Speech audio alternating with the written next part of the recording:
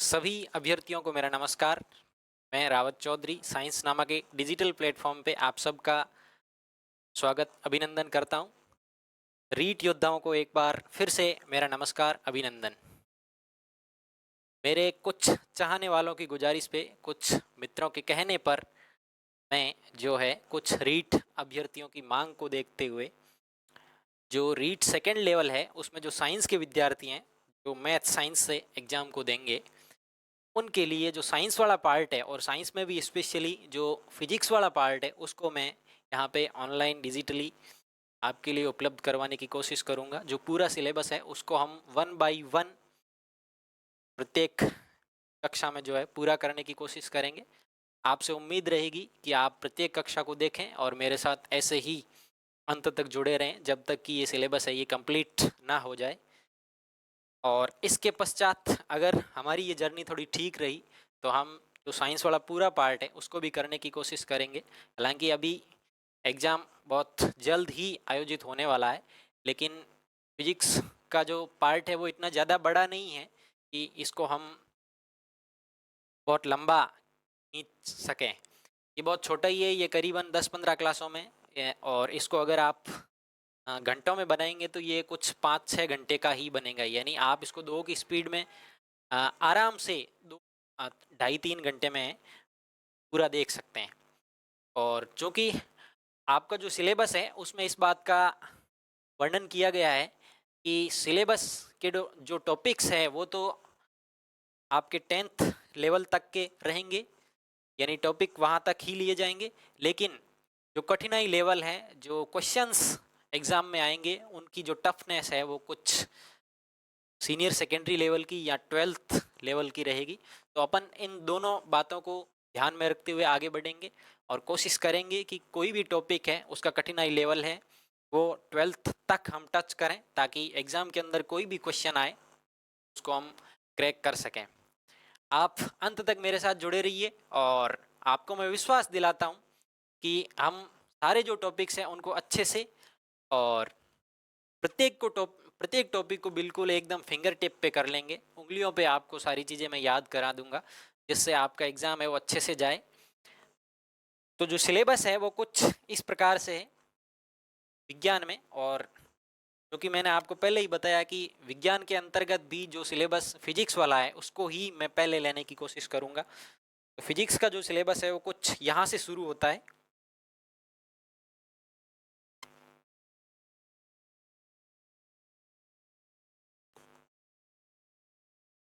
बल एवं बल गति के नियम, ये वाला जो टॉपिक है इससे अपने फिजिक्स का सिलेबस है वो शुरू होगा। बल एवं गति, और उसके बाद जो न्यूटन्स के गति से संबंधित 3 लॉ हैं उनको पढ़ेंगे। उससे पहले बल एवं गति, और बल एवं गति पढ़ने से पहले ये आवश्यक हो जाता है कि हमको स्केलर एवं वेक्टर यानी कि सदिश एवं जो अदिश राशियां हैं उनके बारे में ज्ञान हो।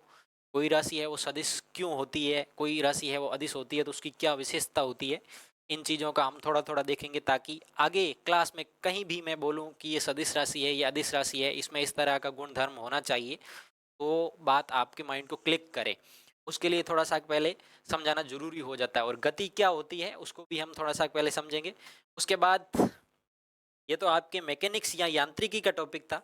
उसके बाद विद्युत धारा एवं परिपथ, ये जो सेकंड और थर्ड लाइन के अंदर जो सिलेबस दे रखा है, ये वाला और ये वाला, ये दोनों ही इलेक्ट्रॉनिक्स के टॉपिक्स हैं। यहाँ पे विद्युत धारा, इलेक्ट्रिक करंट एंड सर्किट, उसके बाद ओम का जो नियम है परिपथों से संबंधित, और उसके बाद जो डिफरेंट डिफरेंट रेजिस्टेंसेज हैं उनको सर्किट के अंदर कैसे सजाया जाता है और उनको उक्त संयोजन के अंदर लगाएं, उक्त तरीके से लगाएं, का क्या परिणाम बनता है, वो सब हम प्रतिरोधों का संयोजन के तहत पढ़ेंगे। उसके बाद विद्युत धारा के तापीय, रासायनिक एवं चुंबकीय प्रभाव, इलेक्ट्रिक करंट है इसका क्या थर्मल, केमिकल और मैग्नेटिक इफेक्ट होता है, उनको अपन एक एक करके देखेंगे। और उसके बाद फिर से मैकेनिक्स का एक टॉपिक है गुरुत्वाकर्षण, जो कि कोई भी दो द्रव्यमान युक्त वस्तुओं के बीच में कार्य करता है। गुरुत्वाकर्षण है दो मैसिव बॉडीज के बीच में काम करता है। अगर किन्हीं भी दो बॉडीज का मास है वो 0 के बराबर नहीं है तो ऑब्वियसली वहां पे गुरुत्वाकर्षण बल कार्य करेगा। उसके बाद ग्रहों की गति से संबंधित जो वैज्ञानिक केपलर के नियम हैं कि जब ग्रह है, प्लैनेट है, वो सन के अराउंड ऑर्बिटल मोशन करते हैं तो उनको किन किन नियमों के तहत गुजरना पड़ता है, या उनके अंदर में क्या साइंस छुपी हुई है जिसके तहत वो ऐसा करते आ रहे हैं और ऐसा ही करते रहेंगे, तो वो केपलर के ग्रह ये नियम। और उसके बाद जो उत्प्लावकता है, जो कि किसी भी लिक्विड का गुण होता है, लिक्विड अपने अंदर जब किसी ऑब्जेक्ट को डुबोया जाता है तो उसके ऊपर एक फोर्स लगाता है जिसको कि उत्प्लावकता कहते हैं। और उसके बाद इसी से संबंधित आर्किमिडीज का सिद्धांत, और फिर से थर्मोडायनेमिक्स या ऊष्मागतिकी की टॉपिक है, ताप एवं ऊष्मा, टेम्परेचर एंड हीट। और उसके बाद ताप को नापने के लिए हम जिस उपकरण को काम में लेते हैं, तापमापी थर्मोमीटर। और फिर ऊष्मा का संचरण, ऊष्मा एक स्थान से दूसरे स्थान पे पहुंचती है तो किन माध्यमों से पहुंचती है और कितनी विधियों के तहत वो ऐसा करती है, उनका अध्ययन। और फिर ऑप्टिक्स के कुछ टॉपिक है, प्रकाशिकी के, प्रकाश का परावर्तन, गोलीय दर्पण, प्रकाश का अपवर्तन, गोलीय लेंस, मानव नेत्र और दृष्टि दोष। जो आईज है उनमें जो दृष्टि दोष होते हैं उनके पीछे में क्या कारण होता है, अंदर इस प्रकार से साइंस है वो गड़बड़ हो जाती है जिसकी वजह से हमें दिखना है वो कम हो जाता है, उसको अपन दृष्टि दोष के तहत पढ़ेंगे। ये वाला जो टॉपिक है, प्रकाश का परावर्तन, गोलीय दर्पण, प्रकाश का अपवर्तन, गोलीय लेंस, मानव नेत्र, दृष्टि दोष, ये टॉपिक सीईटी के अंदर भी एज इट इज है। तो सीईटी वाले जितने भी विद्यार्थी हैं, जब मैं ये टॉपिक कराऊं तो आप भी अगर इस टॉपिक पे ध्यान देंगे तो ये आपके लिए अच्छा रहेगा। और बेशक अगर इस टॉपिक से कोई प्रश्न आपके एग्जाम में आया तो आप उसको सॉल्व करने में योग्य बन पाएंगे। उसके बाद साउंड, ध्वनि, मैं बोल रहा हूँ और आप सुन रहे हैं, इसी को ध्वनि कहते हैं। ध्वनि ऊर्जा है, ये भी एक ऊर्जा का ही प्रकार है, तो इसको भी फिजिक्स के तहत हम स्टडी करने वाले हैं। और उसके बाद एक जो टॉपिक है जिसको कि मैं समझता हूँ मैं फिजिक्स के तहत ही करवा दूंगा, हालांकि ये ज्योग्राफी का टॉपिक है लेकिन फिर भी इसको मैं अच्छे से कवर करूंगा यहाँ पे, सौर मंडल। और सौर मंडल के तहत चंद्रमा, तारे, सौर परिवार, सूर्य, ग्रह, धूमकेतु और तारामंडल, ये सब हम वन बाय वन अच्छे से पढ़ने वाले हैं। तो आज की इस क्लास में हम थोड़ा सा जो हमारा पहला टॉपिक है बल एवं गति, उसको देख लेते हैं, उसका थोड़ा सा इंट्रोडक्शन कर लेते हैं। हालांकि इसको वन बाय वन अच्छे से अपन इलेबोरेट करके प्रत्येक चीज़ को पढ़ेंगे, लेकिन आज की हमारी जो ये इंट्रोडक्टरी क्लास है, आप सबको यकीन हो जाए कि मैं वाकई में ऐसा करने वाला हूँ। उसके लिए हम थोड़ा सा बल एवं गति के नियम, इस वाले टॉपिक का थोड़ा सा इंट्रोडक्शन ले लेते हैं, यानी कि फोर्स एंड मोशन।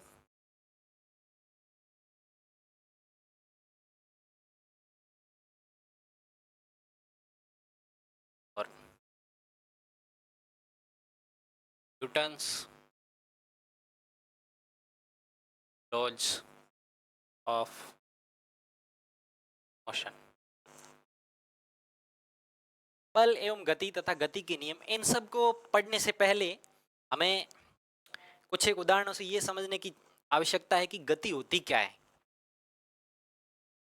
कोई भी वस्तु है वो अगर अपनी स्थिति है उसको परिवर्तन कर रही है, अपनी लोकेशन चेंज कर रही है, उसके जो निर्देशांक है वो बदल रहे हैं, तो इसको अपन गति की अवस्था कहेंगे।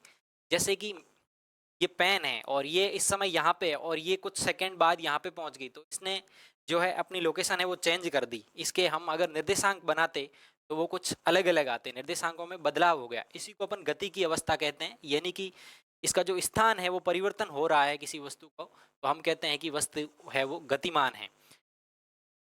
और अगर कोई वस्तु है उसके निर्देशांक नहीं बदल रहे हैं, वो एक ही जगह पे पड़ी है, एक ही जगह पे बनी रहे, तो उसको अपन कहते हैं स्थिर अवस्था। यानी कि गतिमान अवस्था को मैं कुछ ऐसे लिखूंगा, और दूसरा विराम अवस्था।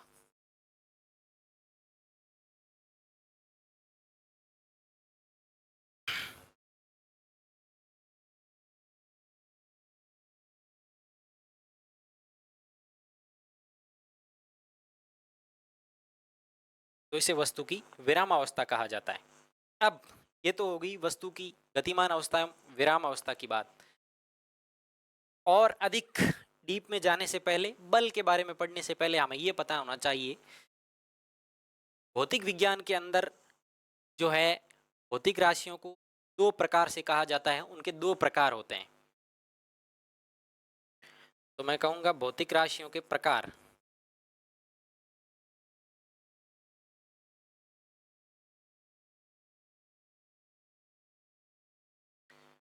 तो ये दो प्रकार की होती है।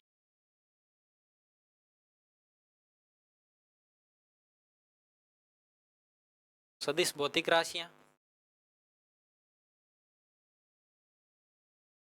एवं दूसरी है अदिश भौतिक राशियां। सबसे पहले ये समझ लेते हैं कि अदिश भौतिक राशियां है वो क्या होती है। तो दोस्तों मैं कहूँगा कि अदिश भौतिक राशियां वे भौतिक राशियां होती है जिनका जिनको व्यक्त करने के लिए, जिनको दर्शाने के लिए केवल परिणाम की आवश्यकता होती है। उनका मान क्या है, कि क्या वैल्यू है, केवल इस बात की ही आवश्यकता होती है। जैसे कि मेरा द्रव्यमान है वो 65 किलो है, तो मुझे और कुछ बताने की जरूरत नहीं है। या मैं किसी और दिशा में जाऊंगा, किसी और स्थान पे जाऊंगा पृथ्वी के ऊपर ही, तो मेरा द्रव्यमान है वो नहीं बदलने वाला है। एक ही प्लानेट में रहूंगा तो द्रव्यमान है वो नहीं बदलने वाला है। और इसमें मुझे किसी और चीज की आवश्यकता नहीं है ये बताने के लिए। केवल मैं इतना कहूं कि 65 किलोग्राम, किलोग्राम यहाँ पे मात्रक है द्रव्यमान का, और 65 या 65 है वो इसका परिणाम है कि इतनी मात्रा में है वो मेरा द्रव्यमान है। तो अगर किसी भौतिक राशि को दर्शाने के लिए केवल परिणाम की ही आवश्यकता रहे और किसी चीज की आवश्यकता ना रहे, तो उसको हम अदिश भौतिक राशि कहते हैं, स्केलर क्वांटिटी कहते हैं। तो लिख लेते हैं।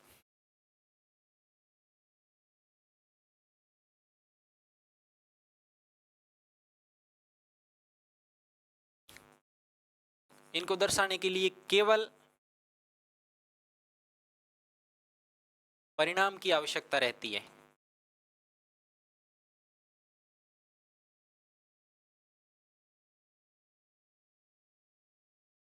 और उदाहरण अगर आप लिखना चाहें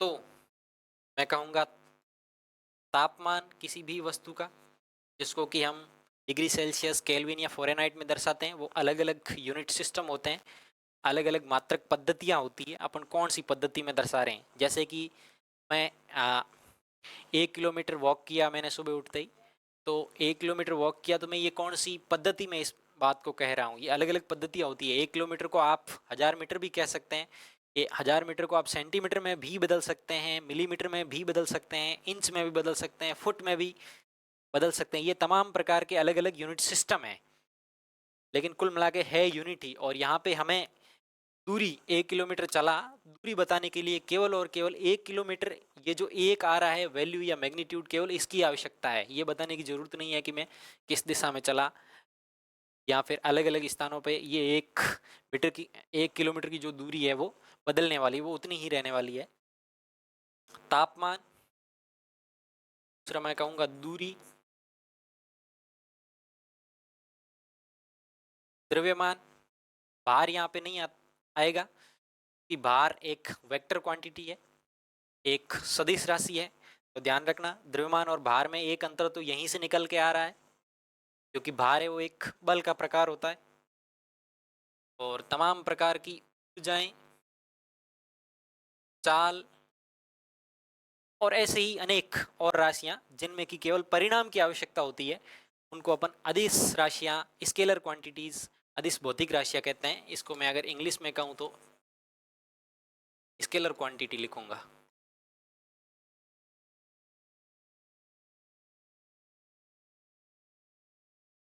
अब नेक्स्ट हम ये जान लेते हैं कि सदिश भौतिक राशियां क्या होती है, क्योंकि इसकी जो परिभाषा है वो कुछ इस प्रकार से है कि वे भौतिक राशियां जिनको दर्शाने के लिए हमें परिणाम एवं दिशा दोनों की आवश्यकता रहती है। लेकिन इसको कैसे समझेंगे, इसको समझने के लिए आप एक उदाहरण देख लीजिए मेरे साथ। मान लीजिए कोई व्यक्ति है, वो अपने घर से चला और वो 4 मीटर ऐसे चला इस दिशा में, पूर्व दिशा में, और फिर नॉर्थ की तरफ चला 3 मीटर। उसने अपनी जर्नी है वो इस पॉइंट से स्टार्ट की और अब फाइनली वो यहाँ पहुँच गया है। तो अगर मैं दूरी की बात करूं कि वो कितने मीटर चला है, तो हम कहेंगे कि वो यहाँ से यहाँ तक 4 मीटर चला और फिर इस पॉइंट से इस पॉइंट तक 3 मीटर चला, यानी कुल मिला के वो 4 + 3 7 मीटर चला। और अगर मैं किसी सदिश भौतिक राशि, जो कि यहाँ पे ऑब्वियसली विस्थापन या डिस्प्लेसमेंट होने वाली, तो अगर मैं विस्थापन कहूँ तो विस्थापन की जो परिभाषा है वो कुछ इस प्रकार से है कि पहली बात तो ये सदिश होगा, और दूसरा ये कि कोई भी वस्तु है उसकी जो प्रथम और जो अंतिम स्थितियां हैं उनके बीच में जो सीधी दूरी है उसको अपन विस्थापन कहते हैं। और सदिश है तो यहाँ पे दिशा तो मायने रखेगी ही। तो अब विस्थापन कहूँ तो विस्थापन है वो कुछ, ये इसकी प्रथम स्थिति है, शुरुआती स्थिति है, इनिशियल स्टेज, और ये इसकी अंतिम स्थिति है। तो इनके बीच में जो सीधी दूरी है उसको मैं कुछ ऐसे लिखूंगा, ऐसे दर्शाऊंगा। और साथ ही साथ दिशा भी, यहाँ पे अगर विस्थापन लिखें तो चूंकि यहाँ पे ये जो है राइट एंगल ट्राइंगल है, समकोण त्रिभुज है, तो हम ये जो दूरी है इसको कुछ ऐसे निकालेंगे, यानी इस त्रिभुज का विकर्ण,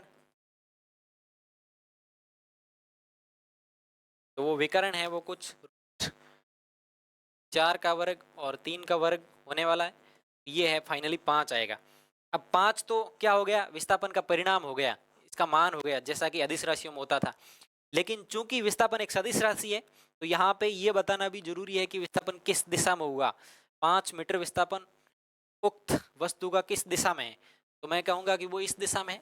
और यह जो दिशा है, ये वाली दिशा नॉर्थ और ईस्ट दोनों के बीच वाली है, यानी कि उत्तर पूर्व दिशा में।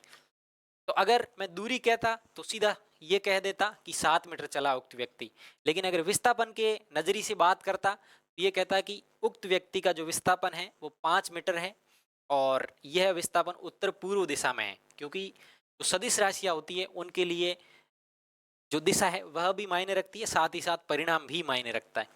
तो इस उदाहरण में हमने समझने की कोशिश की कि सदिश राशियां कैसे अदिश राशियों से अलग है। यानी कि सदिश राशियों की अगर आप परिभाषा लिखना चाहो, सदिश माने वेक्टर क्वांटिटीज,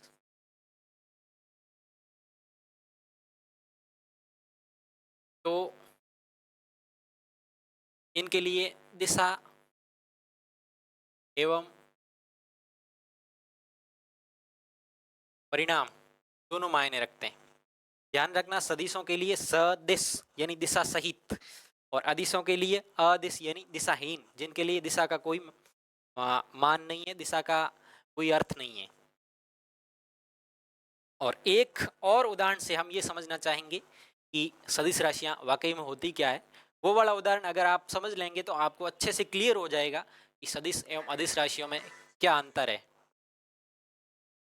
हम कोई ऑब्जेक्ट ले लेते हैं, कोई विषय वस्तु ले लेते हैं, हमारे हाथ में कोई, मान लीजिए ये डिजिटल पेन है, तो इसके मैं दोनों तरफ से बल लगा रहा हूँ, ऐसे अंदर की तरफ, यानी इस हाथ से इस तरफ बस बल लगा रहा हूँ और इस हाथ से इस तरफ बल लगा रहा हूँ। तो इसको मैं कुछ बोर्ड पे बनाऊं, तो मान लीजिए ये पेन है जिसको कि मैं ऐसा बना रहा हूँ समझने की दृष्टि से, या दूसरी कोई विषय वस्तु होती, मेरे हाथ में कोई बुक वगैरह होती, जो भी है डस्टर वगैरह, तो एक तरफ से मैंने बल ऐसे लगाया और एक तरफ से ऐसे लगाया। कितना है इस बल का जो मान है, जो परिणाम है वो F है। 5 न्यूटन 10 न्यूटन जितना भी है दोनों तरफ से समान है। मान लीजिए दोनों तरफ से वो F है, वो 5 न्यूटन लगा रहा हूँ। न्यूटन जो यहाँ पे मात्रक है बल का, दोनों तरफ से 5 न्यूटन बल लगा रहा हूँ। तो आप देखेंगे इस वस्तु के गति में कोई परिवर्तन नहीं होगा, क्योंकि नेट बल है वो 0 है। कैसे, इधर से 5 न्यूटन है, वो इधर वाले 5 न्यूटन को कैंसिल कर देगा। और कैंसिल क्यों करेगा, कैंसिल केवल उसी स्थिति में करेगा जब हम क्या कर रहे हैं, बल की दिशा है उसको साथ में गिन रहे हैं। कैसे, बल इधर लग रहा है इस दिशा में और दूसरी तरफ से बल है वो इस दिशा में लग रहा है, तो ये दोनों दिशाएं हैं एक दूसरे के विपरीत होने के कारण आपस में कैंसिल कर देगी। लेकिन अगर यही बल वो मैं किसी एक दिशा से लगाता, मान लीजिए इस दिशा से लगा रहा हूँ, दोनों ही बल उसी मात्रा में, ये ऊपर वाला भी 5 न्यूटन और नीचे वाला भी 5 न्यूटन, तो इस पे जो कुल बल होता वो इस बार 0 ना होकर के F टोटल है वो 10 न्यूटन हो जाएगा। अब यहाँ पे 10 न्यूटन क्यों हुआ और उसमें 0 क्यों हो रहा है, क्योंकि हमने कहीं ना कहीं दिशा को साथ में कैलकुलेट किया है, दिशा की गणना भी साथ में की है। पहले वाले केस में बल दोनों विपरीत थे, तो दिशा विपरीत होने के कारण हमने वहां पे 5 न्यूटन और 5 न्यूटन को आपस में कैंसिल आउट कर दिया। और दूसरे केस में दिशा दोनों की एक ही दिशा में होने के कारण जो है हमने वहां पे 5 न्यूटन और 5 न्यूटन को जोड़ दिया। इससे साबित हो रहा है कि बल है वो एक सदिश राशि है, क्योंकि बल के योग में कहीं ना कहीं हम दिशा है उसको स्थान दे रहे हैं। दिशा का बलों को जोड़ने में घटाने में कहीं ना कहीं महत्वपूर्ण योगदान है।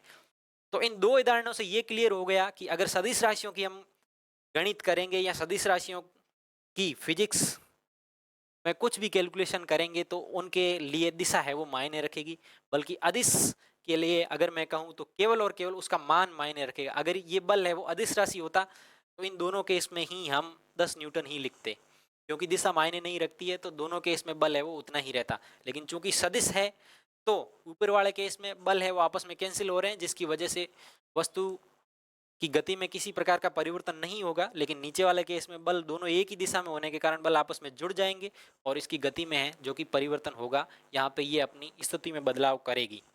और चूंकि स्थिति में परिवर्तन को ही मैंने कहा था कि उसी को अपन गति कहते हैं या गतिमान अवस्था कहते हैं।